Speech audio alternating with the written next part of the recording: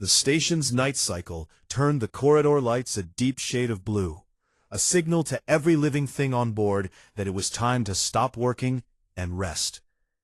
Marcus had never been very good at following that particular signal. He waited until the shift change was complete, until the last Draknari engineer had logged off from the hangar base system, and the access registry showed 0 personnel in docking bay 7. And then he got up, picked up his kit bag, and walked toward the restricted hangar. The main door to the hangar had a senior-level access lock on it, the kind that needed a ranked officer's clearance chip to open. And Marcus did not have a clearance chip. What he did have was knowledge of a maintenance bypass that he had discovered 14 months ago when he had been rerouting a coolant line that ran directly behind the hangar's eastern wall. A small service hatch, about the size of a large cabinet, that connected to the internal environmental systems of the hangar, meant only for automated maintenance drones, but wide enough, just barely, for a human being who was not too proud to crawl on his stomach through a dark metal tunnel for 60 feet. Marcus was not too proud. He came out the other side inside the hangar, in the shadow behind a large equipment shelf, and stood up slowly and looked at what was in front of him. The Void Titan warsuit filled the room. Under the faint emergency lighting, it looked even more imposing than it had during the day. All that black plating absorbing the dim light, the golden veins across its surface catching small reflections. It stood completely still on its platform, like it was waiting for something, and Marcus had the odd feeling, not for the first time in his life, that certain machines had a kind of presence, a weight to them that went beyond their physical size. He did not spend too long thinking about that. He set his kit bag down on the floor, out his scanner, and confirmed what it had told him before. The fracture was still there, right where he had seen it, running through the primary relay node of the neural sync lattice like a crack in ice. Then he looked at the suit for a long moment and took a breath. He had never worked on HFY war armor before. Almost nobody outside of the Draknari Engineer Corps had. And the Void Titan warsuit was not just any HFY armor. It was the most complex piece of military hardware ever built by the Armada. It had no maintenance manual he could access, no schematic in any database he was cleared to read, and no helpful labels anywhere on its surface explaining what anything did. What Marcus had instead was 6 years of working on alien machines across a dozen different species. Power systems, life support rigs, pressure regulators, structural frames, sensor arrays. He had touched most of it at some point, and the thing he had learned was, perhaps the only real lesson worth taking from all of it, was that machines, no matter who built them, followed the same basic principles. Something generated power, something directed it, something used it, and if any one of those 3 things broke, the whole system broke with it. The neural sync lattice was a direction system. It took the Queen's brainwave patterns and used them to tell the suit how to move and respond. And the fractured relay node was the junction point where that signal got processed before being sent out to the rest of the suit. He needed to get to it. The suit's service access points were not marked, but they followed a logic. And Marcus walked around the suit slowly in the dim light, running his hands along the seam lines of the plating, feeling for the slight differences in texture and resistance that would tell him where one panel was meant to separate from another. The way a locksmith reads a lock, not with their eyes, but with the way. Their fingertips, he found the first access point on the back of the left shoulder, a section of plating that gave slightly under specific pressure. He applied it, heard a soft mechanical release, and the panel opened. The interior of the suit was extraordinary. Layers of crystalline circuitry running in patterns that were nothing like human engineering, and nothing like anything Marcus had seen before. But at their core, they were still circuits, still pathways, still a system of cause and effect. And he followed them with his eyes, the way he followed water pipes, looking for where the flow was meant to go.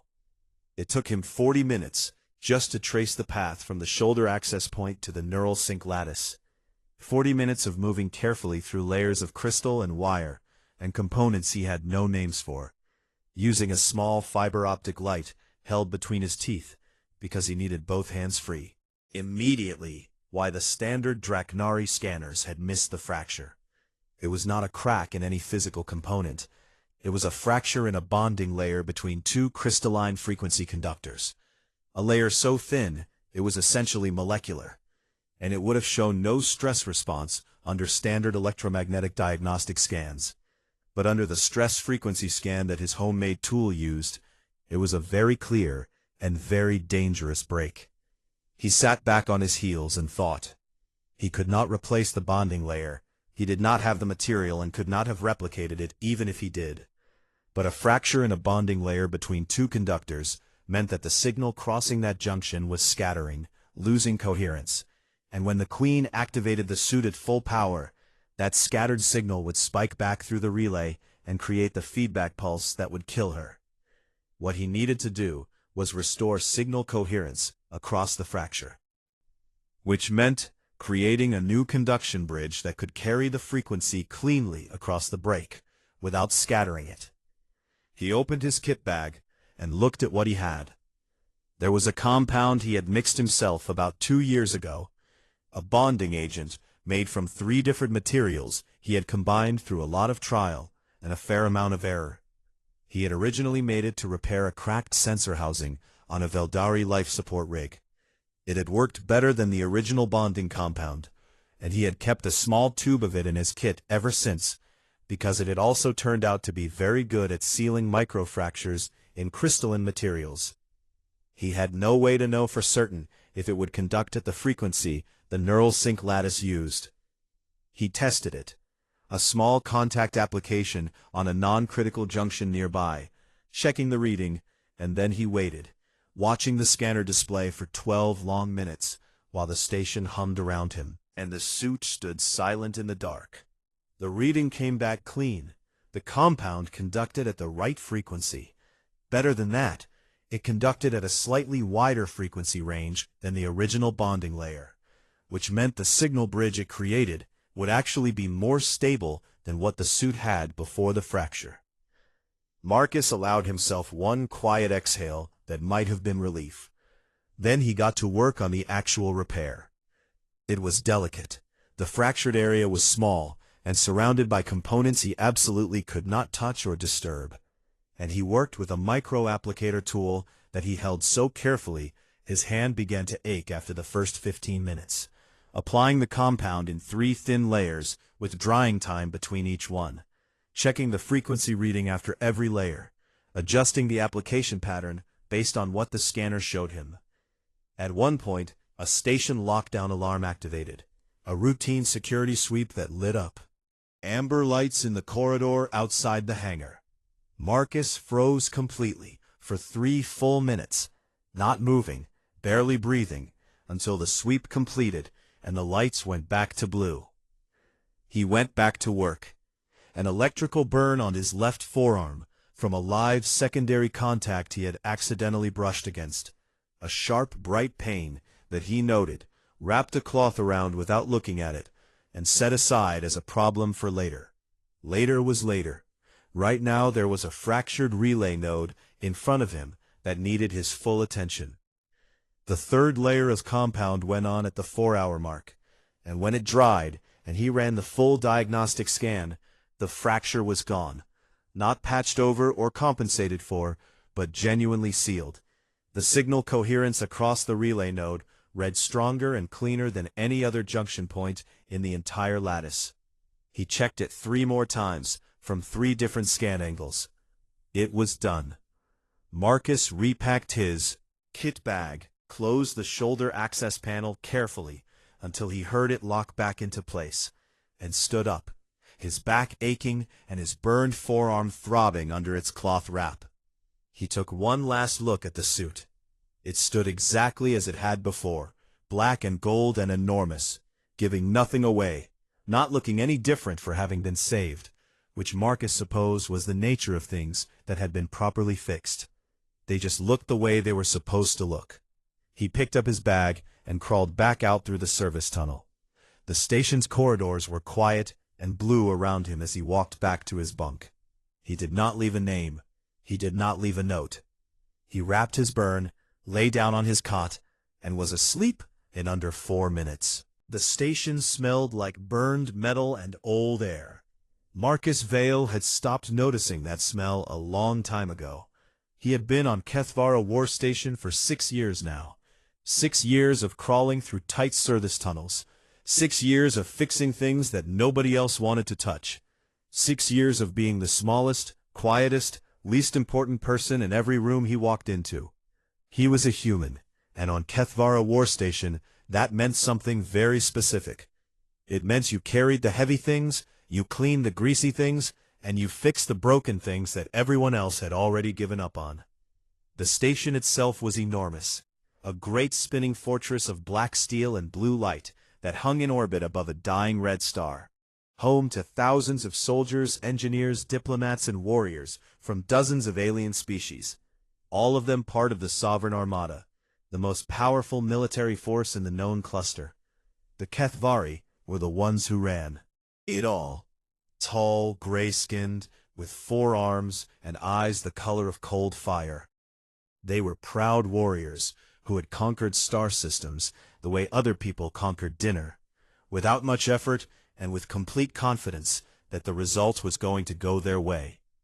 The Draknari were the engineers, shorter than the HFY, with thick scaled hands and wide flat heads. They handled all the serious technical work on the station, and they were very clear about the fact that their work was serious and important, and not meant to be touched by anyone below their rank. Marcus was very far below their rank. His official title was Maintenance Unit 7, which was not really a title so much as a number, and his job was to handle the general work orders that came in each day. Patch this seal, repressurize that corridor, fix the coolant line in Section 44 that had been leaking for 3 weeks, because nobody senior enough to matter had gotten around to putting in a proper repair request. He did all of it without complaint. Not because he had no complaints, but because complaining had never once made a broken pipe stop leaking. He was a short man, not short for a human, but short compared to most of what walked these corridors, with dark hair that was always a little too long, hands that were always a little too dirty, and a pair of amber-colored eyes that moved slowly and carefully across every surface they landed on, like a man who had learned, through long practice, that the thing most likely to cause a disaster was the thing nobody had bothered to look at yet. That morning, he had already fixed a cracked pressure seal in Docking Bay 3, recalibrated a misfiring ventilation fan in the south residential block, and replaced a corroded junction cable in the station's water processing unit. A cable that, had it failed completely, would have taken clean water away from the entire eastern quarter of the station for somewhere between 12 and 40 hours. Nobody had thanked him for that one either, but the water was still running, so Marcus counted it as a good morning. He was eating a cold protein pack in the service corridor outside Docking Bay 7 when he heard the noise. It was a large noise, the kind that came from large things being moved by other large things, and when Marcus leaned around the corner of the corridor, he saw it. The Void Titan warsuit. He had heard about it, of course. Everyone on the station had. But hearing about something and actually seeing it, standing in a pressurized hangar under white work lights, were 2 very different experiences. The suit was enormous, 40 feet of layered alien armor, black as deep space, with veins of deep gold running through the plating. It stood on a reinforced platform in the center of the hangar, and even powered down, it looked like something that could walk through a wall and not notice. The size of a small vehicle, shaped like the head of a great predator, with 2 eye visors that glowed faintly even without power, as if the suit itself was watching the room. It belonged to Queen Zyrathel, ruler of the Sovereign Armada, commander of 10,000 warships, a figure so powerful that whole planets had changed their laws simply because someone told them she was coming to visit. She was arriving at HFY War Station in less than 2 days for the Grand Procession, a sacred military ceremony where the Queen would wear the Void Titan warsuit before the assembled forces of the Armada. A tradition that went back 400 years and was treated with the kind of seriousness that most species reserved for things like breathing and not being on fire. A team of Draknari engineers was working around the suit now, running their standard diagnostic tools across the plating, checking connection points, reviewing power flow, all of it very official and very thorough. And all of it watched over by a senior Draknari engineer named Vothrak, who had the expression of a man who believed deeply in his own importance and defended that belief with great energy.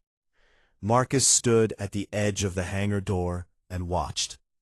He had a small scanner on his belt, a thing he had built himself over the course of about 8 months from spare parts and discarded sensor components. It was not an officially approved tool. It had no serial number, and the Draknari would have laughed at it. But it read certain kinds of structural stress frequencies that standard Armada diagnostic tools were simply not calibrated to detect, because nobody had ever thought to look for them.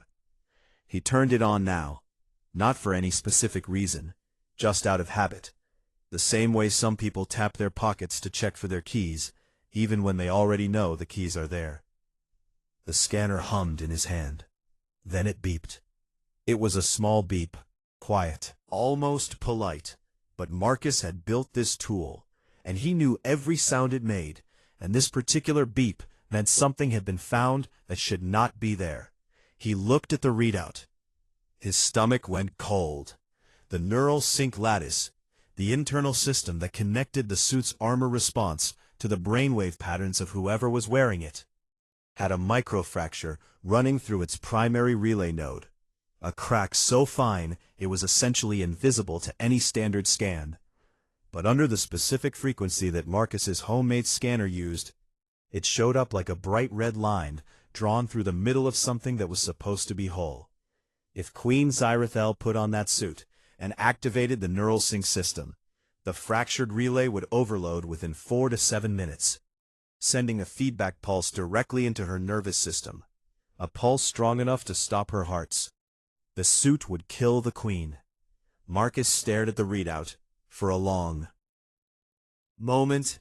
Then he walked into the hangar and told Vothrak what he had found. Vothrak looked at him the way a mountain looks at a small piece of weather, with no particular concern and no intention of moving. "You are Maintenance Unit 7, Vothrak said, in the flat and final tone of someone who considered this statement to be a complete answer to every question that had ever been asked. "Yes," Marcus said, "and my scanner is showing a microfracture in the neural sync relay. I can show you the readout." "Your scanner," Vothrak said, "is a piece of scrap assembled by a species that has been in space for less than 300 years. Our diagnostic systems have cleared this suit completely. We have been engineering HFY War armor since before your planet had cities." Marcus looked at the readout again. The red line was still there, patient and certain, and very much not interested in Vothrak's opinion of human technology. "In a frequency range your tools don't read," Marcus said. "Leave this hangar," Vothrak said. Marcus left the hangar. He went back to his supervisor, a tired Kethvari named Dressen, who processed work orders and drank something bitter from a gray cup, and had the general energy of a man who had stopped being surprised by anything a long time ago. Dressen listened, and then told Marcus to let it go. Marcus went back to his service corridor, sat down against the wall, and looked at the readout on his scanner for a long time. The red line did not go away. He ate the rest of his cold protein pack. Then he started thinking about what tools he had in his kit. The morning of the grand procession, Kethvara War Station woke up differently than it did on any other day. The usual noise of the station, the mechanical hum, the distant clanging of work crews, the flat voices of officers moving through corridors with somewhere to be, all of it was still there. But underneath it was something else, a kind of tension that had no single source and no single sound. It was in the way people walked a little straighter, and in the way the Kethvari soldiers polished their armor one extra time, and in the way even the most senior engineers on the station spoke to each other in slightly lower voices, as if the weight of what the day meant had settled over everything like a change in air pressure. Queen Zirathel was coming. Her transport ship had docked at the station's main port 2 hours before the dawn cycle ended, a warship so large that the docking bay assigned to it had been cleared of every other vessel 3 days in advance, just to make room. And the Queen had come aboard the station with a guard retinue of 40 soldiers, all of them elite, all of them carrying weapons that Marcus had never seen used, but had heard described in ways that made him grateful they were pointed away from him. He had watched the arrival from a service gantry 2 levels up, standing quietly with his kit bag over one shoulder, watching the procession of armored figures move through the main corridor below him like a river of polished black and gold. He had not slept long, 4 hours, maybe 5, and his forearm still ached under its bandage, but he was up and at his rounds before the official shift started, because the station's systems did not take the day off just because a queen was visiting, and neither did Marcus. The Draknari engineering team had arrived at the hangar at first light, Vothrak at the front, broad and confident, his team behind him running final checks on the Void Titan warsuit with the brisk efficiency of people who were absolutely certain they had already done everything correctly. The suit's diagnostic readings all came back clean, as they had the previous day, as they had every day, and Vothrak logged the final clearance with a satisfied nod, and submitted it to the Queen's personal security officer as confirmation that the warsuit was ready and safe. Marcus heard about this from Dressen, who mentioned it the way he mentioned most things, with the flat delivery of a man reciting a grocery list. And Marcus said nothing, and went back to fixing a sensor cluster in the eastern observation deck that had been giving incorrect atmospheric readings for the past week. He worked through the morning. The ceremony was held on the Grand Procession Deck, the largest open space on the station. A great long hall, with a ceiling high enough to make you feel like you were standing outside, its walls lined with the banners of every fleet in the Armada. The floor packed with soldiers standing in long formal rows, all of them facing the same direction, all of them standing still in a way that said this was not the stillness of people waiting, but the stillness of people paying attention to something that mattered. Marcus was not there to watch it. He was in a service corridor 2 sections away, replacing a worn junction coupling in a secondary power relay when the ceremony began. He could hear it only as a distant change in the station's ambient sound, voices that became very quiet all at once, and then a low, resonant tone that seemed to come from the walls themselves. The activation sound of the Void Titan warsuit powering up. He stopped working. He sat very still in the service corridor, his tools in his lap, and he listened. The resonant tone built slowly, a deep harmonic that Marcus could feel in his chest more than hear with his ears, and then it steadied and held and did not break. A breath he had not realized he was holding. On the Grand Procession Deck, Queen Zirathel stood before 10,000 soldiers, and wore the Void Titan warsuit the way a storm wears itself, completely, and with the full understanding that everything around it was subject to its presence. She stood at the far end of the great hall, and the light that the suit threw from its powered veins was gold and deep, and it reached all the way to the walls. She walked the length of the hall, one deliberate step after another, each one landing with a sound like a slow drum, the suit moving exactly as she moved, responding to her body, her breath, her intent. The neural sync lattice carrying her commands cleanly and perfectly from her mind to the suit's frame, without a single moment of scatter or delay. The soldiers on either side of her did not cheer. The ceremony was not a cheering ceremony, it was too sacred for that. They stood at full attention, with their heads slightly lowered, which in Kethvari tradition meant something much more than cheering. It meant they recognized something that was worth being in the presence of. The queen walked to the end of the hall and turned and stood facing her armada. The suit hummed around her, perfect and quiet and strong. She stayed that way for a full minute, which in the context of the ceremony was a long time. And then she raised one enormous armored fist and held it upward. And every soldier in the hall brought their right arm across their chest in the Kefvari salute. And the sound of 10,000 arms moving at once was like a single sharp note played by a very large instrument. Then it was done. The ceremony ended. The soldiers dispersed in orderly columns. The banners were taken down carefully and stored, and the queen was escorted back toward her private quarters on the station by her 40-strong guard retinue. Marcus was already back to work on the junction, coupling before the last of the formal footsteps had faded from the grand procession deck. He finished it, logged the repair, and moved on to the next item on his list.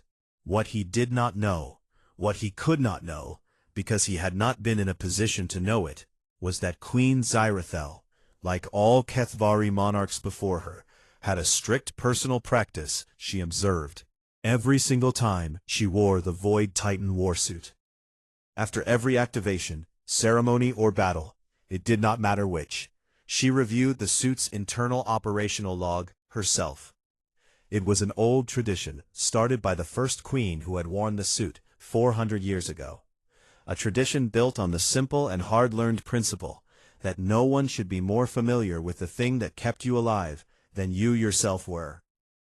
And Zyrethel had followed it every time, without exception, since she first wore the suit, at the age of 22. She sat in her quarters that evening, with the log displayed on a reader screen in front of her. She went through it section by section: power draw, sync performance, thermal output, lattice coherence, everything reading exactly as it should, until she reached the maintenance access log, which recorded any instance of the suit's service panels being opened from the outside. There were 3 entries. 2 of them were from that morning, Vothrok's team running their final pre-ceremony checks, logged under the official Draknari engineering access credentials. Time-stamped, authorized. The 3rd entry was from the previous night, during the station's night cycle, logged under a maintenance bypass access code. Queen Zyrethel looked at the access code for a moment. Then she searched the station's personnel registry for the code. The results came back immediately. The code belonged to a maintenance bypass tool registered 6 years ago by a member of the station's general maintenance staff. Human, assigned to Maintenance Unit 7. The name on the record was M. Vale. Zyrethel read the entry again, slowly, and then she read the timestamp, and then she read the section of the log that specified which access panel had been opened, and she cross-referenced it with the suit's diagnostic history for the days leading up to the ceremony. She found the pre-repair scan reading. She found the post-repair scan reading. She looked at the difference between them for a long time. Then she set down the reader, and she was quiet for a moment, and her cold fire eyes moved to the middle distance, not looking at anything in the room, looking at something she was working through inside her own mind. Then she called for her guard commander. "Find me Maintenance Unit 7, she said. "It is a human," said the guard commander with the tone of someone reporting that an insect had been found in an unexpected location. "Queen, I know what it is. Find it." In a service corridor in Docking Bay 7, a human named Marcus Vale was eating a cold meal and looking at a broken coolant pipe with the focused expression of someone who had already identified the problem and was now deciding the best order in which to solve it. He did not notice the shadow that fell across the corridor entrance at first. When he looked up, he saw 2 of the largest soldiers he had ever seen standing at the end of the corridor in full ceremonial armor, looking at him with the specific kind of attention that very large, very armed people give to a very specific target. Marcus looked at them. He looked at his coolant pipe. He put down his meal. "Maintenance Unit 7, said the guard on the left. "Yes," said Marcus. "You will come with us," said the guard. Marcus picked up his kit bag, because wherever he was going, he was probably going to need his tools, and he followed them. The war chamber of HFY War Station was not a room that had been designed to make anyone feel comfortable. It was a large room. Not large the way a parade ground was large, with open space and air and room to breathe, but large the way a cage is large when the animal inside it is bigger than you are. Its walls were black stone, brought from the HFY homeworld 400 years ago, carved with the names of every battle the Armada had ever won, and the ceiling was high enough that the top of it disappeared into shadow, not because the engineers who built it had made a mistake, but because they had made a very deliberate choice about what a room meant when you could not see where it ended above you. The floor was polished to a dark mirror finish, so clean that Marcus could see his own reflection looking up at him as he walked, a small, slightly disheveled human with a kit bag over one shoulder, and a bandaged forearm, and the general appearance of someone who had not been expecting to be brought to a queen today. The guards led him to the center of the room and stopped. Marcus stood there and looked around. Along the right wall, standing in a stiff and unhappy row, were 6 Draknari engineers, Vothrak at the center of them, his wide, flat face a careful blank, his 4 arms positioned in the precise Draknari posture that meant a person was controlling a strong emotion with great effort. The emotion, Marcus suspected, was either anger or fear, or some particular combination of the two that the Draknari probably had a specific word for. Along the left wall stood the Queen's Guard retinue, 20 of the 40, watching everything with the alert and patient stillness of people whose job was to notice things. At the far end of the room, in a tall seat that was not quite a throne, but was close enough to a throne that the difference was mostly theoretical, sat Queen Zerathel. She was not wearing the Void Titan war suit now. She was wearing formal dark armor, lighter, fitted, but even without the suit, she was a commanding presence in a way that had nothing to do with what she was wearing. She was older than she looked at a distance, her gray skin marked with the fine lines of age and the heavier lines of old battle injuries, and her 4 arms were folded with the ease of someone who was entirely comfortable being the most powerful thing in any room she entered, because she always was. Her cold fire eyes found Marcus immediately and stayed on him. Marcus met them. He did not look away, not because he was trying to be brave or make a point, but because looking away from something was not a habit he had, and starting now seemed like poor timing. The Queen looked at him for a moment that was slightly longer than a normal moment. Then she spoke, and her voice was the voice of someone who had been giving commands for so long that the act of forming words had become indistinguishable from the act of deciding things, low, clear, and with a weight to it that Marcus could feel in the center of his chest. "Who repaired my armor?" she said. The room was completely silent. Vothrak and his engineers did not move. They were very busy being very still, the way objects are still when they are hoping not to be noticed. "I did," Marcus said. His voice was ordinary in the chamber, not loud, not soft, just a person answering a question. The Queen looked at him. "You were told to leave the hangar," she said. It was not a question. She had clearly read every available record before this meeting, but she said it the way people state a known fact when they want to hear how someone responds to hearing it said out loud. "Yes," Marcus said. "And you came back anyway," she said. "Yes," Marcus said. "Why?" Marcus shifted his kit bag slightly on his shoulder, not from nervousness, but from the straightforward reason that it was heavy. And he looked at the Queen with the direct and uncomplicated attention of someone answering a question they have already spent time thinking about. "The suit would have killed you," he said. "I found the fracture the night before. I showed the readings to the chief engineer. He told me to leave. I went to my supervisor. He told me to let it go.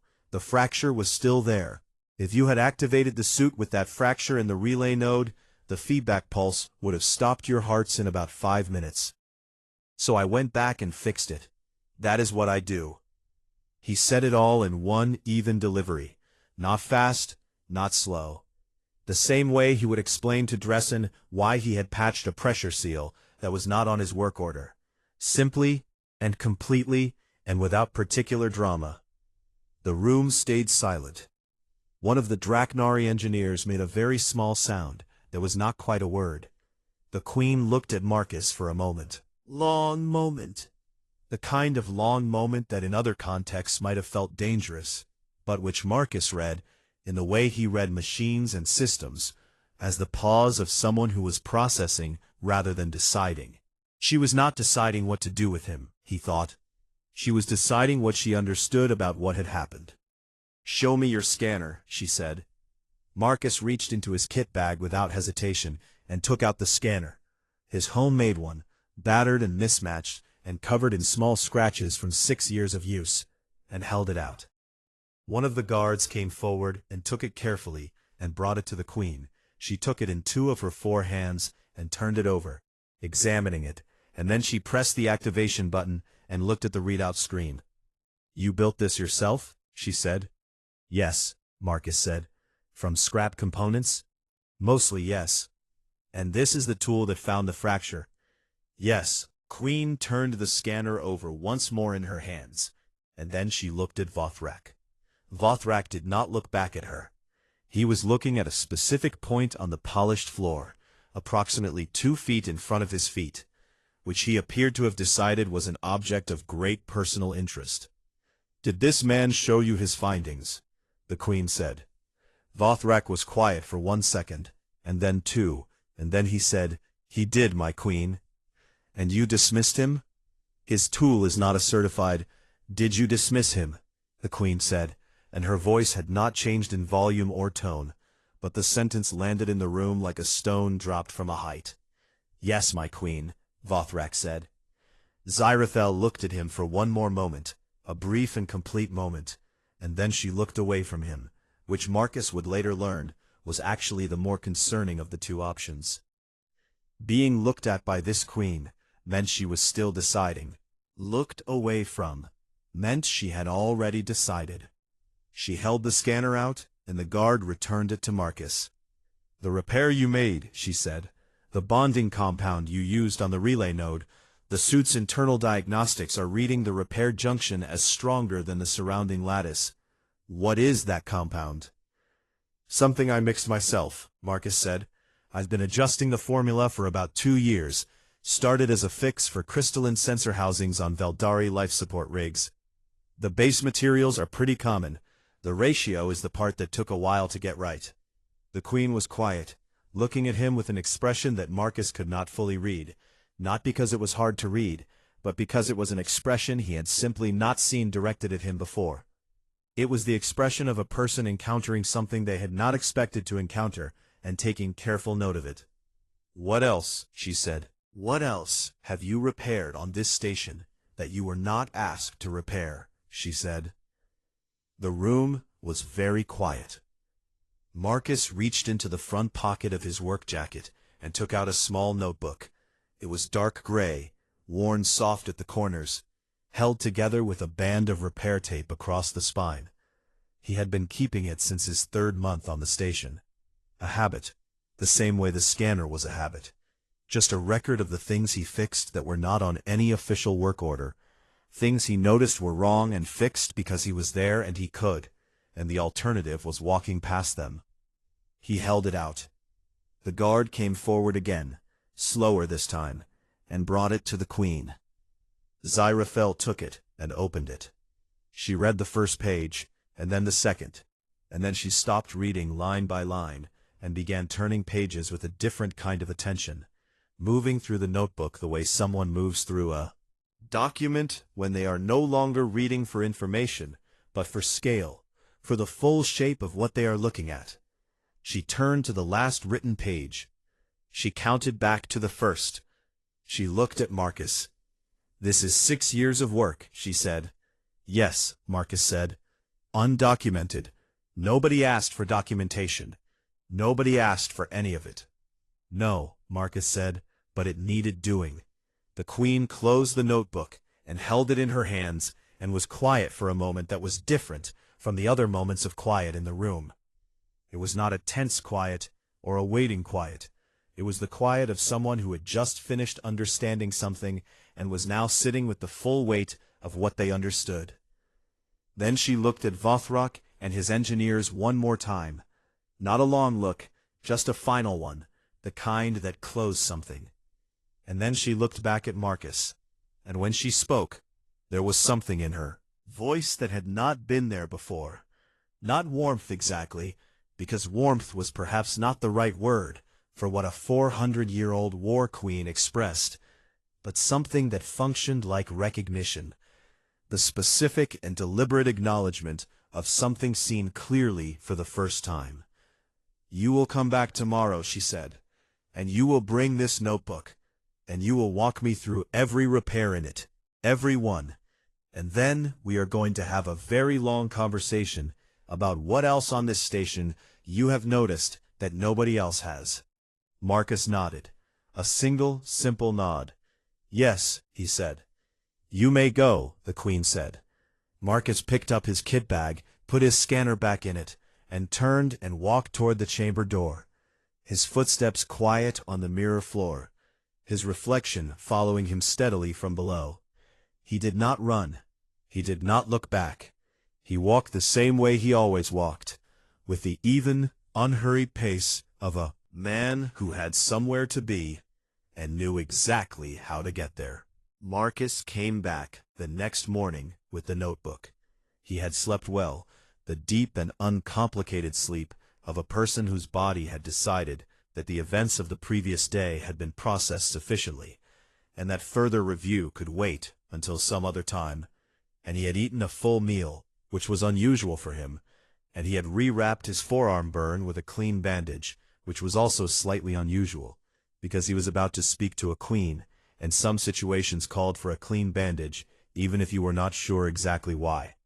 The Queen received him in a different room than the war chamber, a working room, smaller, practical, with a long table and wall screens, and the general feel of a space where decisions were made rather than announced.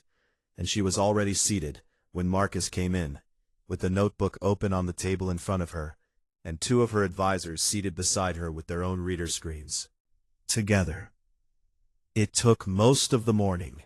Marcus walked them through each entry, page by page, repair by repair, not in any particular emotional way, but the way a skilled person walks through their own work when someone has asked to understand it, clearly, specifically, with the relevant detail included and the irrelevant detail left out.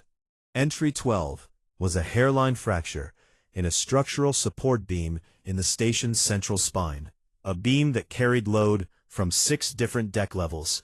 Marcus had spotted it during a routine coolant inspection 14 months ago, and had reinforced it with a composite patch that he had mixed from 3 different bonding materials. The two advisors conferred quietly for a moment after he described it, and then one of them looked up the station's structural stress reports for the following quarter and showed the screen to the Queen. If the beam had continued to fracture at the rate it was going, it would have reached critical failure in approximately 8 months in the section of the station that housed the primary command bridge.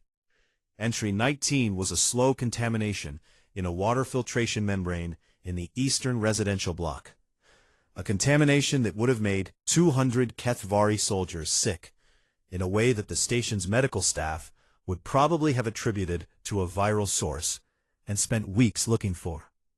Marcus had caught it because the filter output pressure was slightly lower than it should have been on a Tuesday morning when he happened to be in the corridor outside and had nothing pressing for the next 20 minutes.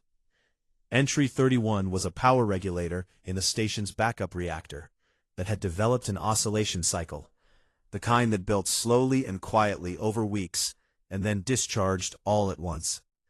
Marcus had stabilized it with a dampening coil he had built from materials in his standard kit. The two advisors did not say anything after this one, for a moment, and then one of them said, very quietly, that an uncontrolled discharge from that regulator would have destroyed the backup reactor and put the station on single power source operation. which in the event of a battle would have been a very significant problem. By the time they finished the last page, the room was quiet. The Queen sat with her forearms folded and looked at the closed notebook for a moment, and then she looked at Marcus. And the expression on her face was the same one from the night before, the recognition, but sharper now, more fully formed, the way an image becomes clear when you step back far enough to see the whole of it, rather than just the part you are standing in front of. "Do you understand," she said, "what this notebook represents?" "Repairs," Marcus said. "Yes," she said, "and what else?"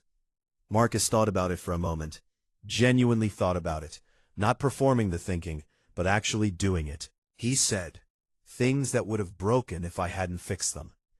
"Things that would have broken," she said, "that would have cost lives, that would have compromised the operational integrity of one of the most strategically important stations in the Armada, that 6 years of certified Draknari engineering inspection never found." She paused. "And one human with a homemade scanner and a gray notebook found and fixed every single time."